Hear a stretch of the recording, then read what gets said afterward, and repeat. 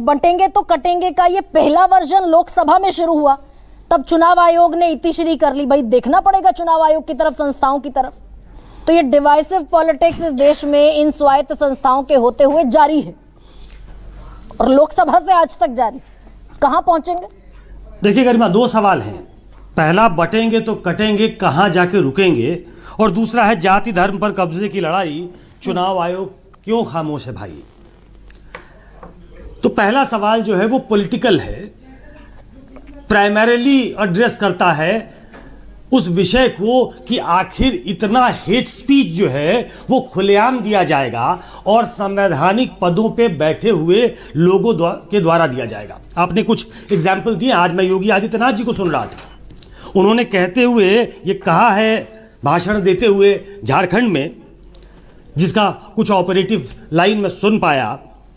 उन्होंने कहा कि मुझे कुछ लोगों ने कहा कि दंगे हो जाएंगे, तो मैंने कहा एक बार हो ही जाए।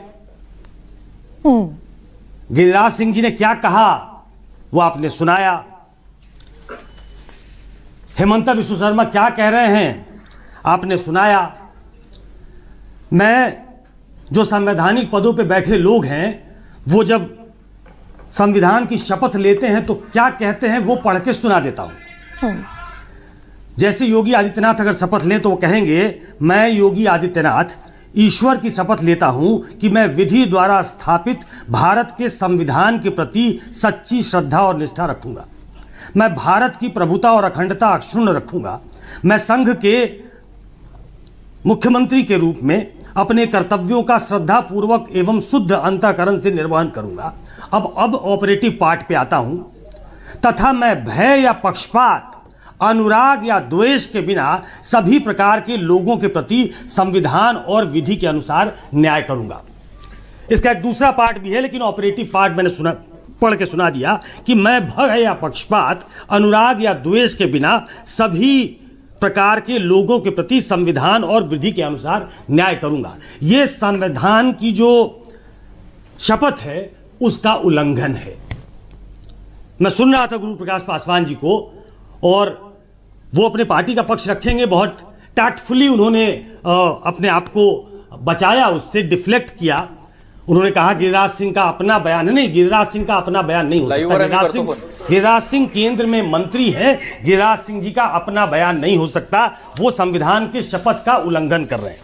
अब आइए कि ये हेट स्पीच जो है, साफ साफ हिंदू मुसलमान वाला स्पीच, ये जो नई बीएनएस बनी है भारतीय न्याय संहिता, उसकी धारा 196 दो समुदायों के बीच नफरत पैदा करने पे 3 साल की सजा सुनाता है। जुर्माना भी है। रिप्रेजेंटेशन ऑफ पीपल एक्ट 1956 कहता है कि इस तरीके से धर्म, जाति, उसमें वैमनस्य अगर आप फैलाते हैं तो आप चुनाव आयोग को वो एम्पावर करता है कि आपको वो चुनाव लड़ने से रोके। ये आपको जो कॉन्स्टिट्यूशनल राइट मिला है उस पे वो चाहे तो ब्रेक लगा सकता है।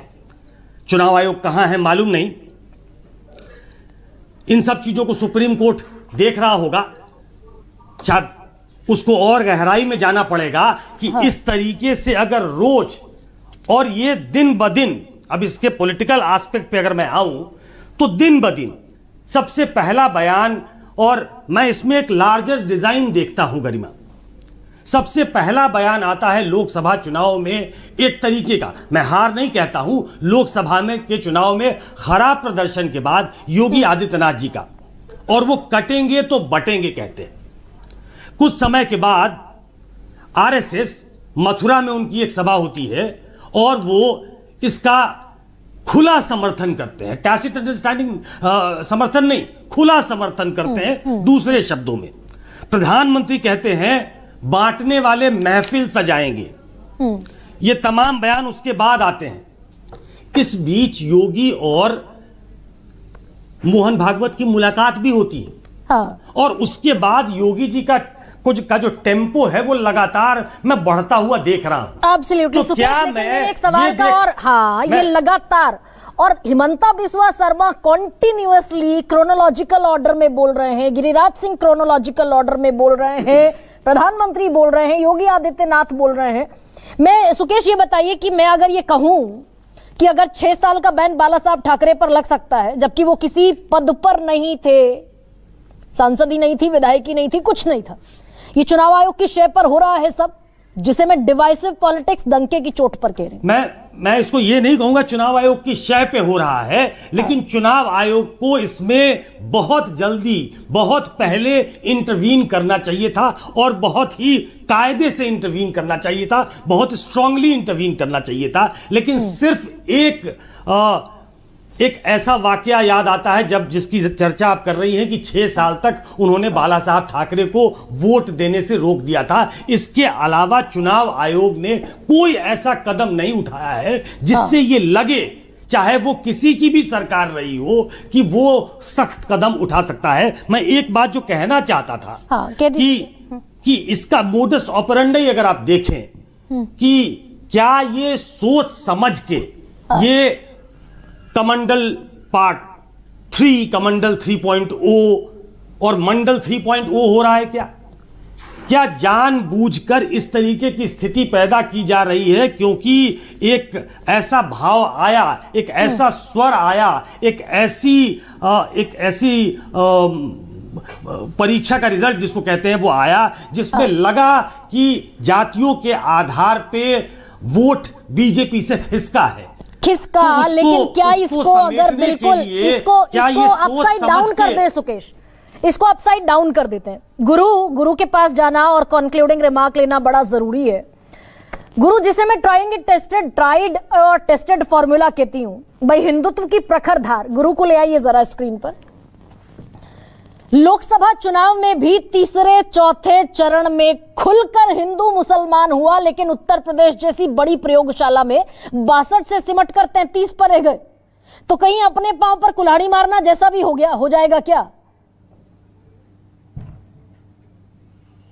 नहीं गरिमा जी, ऐसा है कि हिंदुत्व, मंडल, कमंडल, ये सब, ये जो शब्दावली होती है, जो वोकैबुलरी होती है, ये आप लोग इसका उपयोग करते हैं। भारतीय जनता पार्टी या कोई भी पॉलिटिकल पार्टी, मुझे लगता है कि उनके ऑपरेट करने के अपने तौर तरीके होते हैं।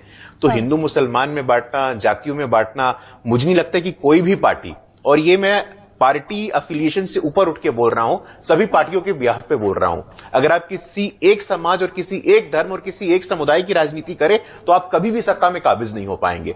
तो मुझे लगता है इस प्रकार की अंडरस्टैंडिंग से हमें उठने की आवश्यकता है। बहुत सारे प्रश्न अभी सुकेश जी ने भी कहा, और मुझे लगता है कि नहीं, ये तो शुभेंदु अधिकारी ने खुले तौर पर कहा, भाई ये रफू करने की गुरु जो आप सरलता से कोशिश करते हैं। शुभेंदु अधिकारी बंगाल में आपके प्रतिपक्ष के नेता हैं, लोकसभा चुनावों के फौरन बाद उन्होंने कहा कि सारे अल्पसंख्यक मोर्चे बंद कर दें, मुसलमान हमें वोट नहीं देता, हमें भी मुसलमानों की जरूरत नहीं है।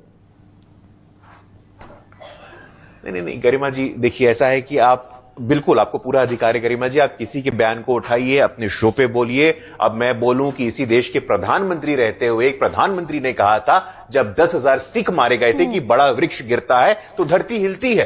तब तो उन्होंने अगर कुकर्म किया तो गुरु मानिए कि फिर ये भी कुकर्म हो रहा है देश में। नहीं, सवाल ये नहीं है। नहीं गरिमा जी, कुकर्म का हिसाब किताब होगा, किसी का भी कुकर्म होगा, उसका हिसाब किताब होगा, लेकिन हमें जो एक मुद्दे की बात यहां समझने की आवश्यकता है गरिमा जी, आज के समय में, और ये बात मैं बहुत जिम्मेदारी से कह रहा हूं, आज के समय में एक पॉलिटिकल चर्निंग हो रही है देश में। आज हिंदुत्व, सामाजिक न्याय, बीजेपी का सामाजिक न्याय, समाजवादी पार्टी का सामाजिक न्याय, कांग्रेस का सामाजिक न्याय, आज देश की राजनीति को इस लेंस से हट करके देखने की आवश्यकता है। तो ये बड़ी शानदार बात कही गुरु आपने, हिसाब सबका होगा। 84 में इंदिरा गांधी के असैसिनेशन के बाद राजीव गांधी प्रचंड बहुमत, सबसे ज्यादा अभी तक का बहुमत लोकसभा में लेकर आए थे, और 89 में वीपी सिंह, उन्हीं के रक्षा मंत्री ने पटखनी दे दी थी। तो सबका हिसाब होगा। अतुल, जातियों से इस पॉलिटिक्स से बाज आना चाहिए क्या कांग्रेस को भी?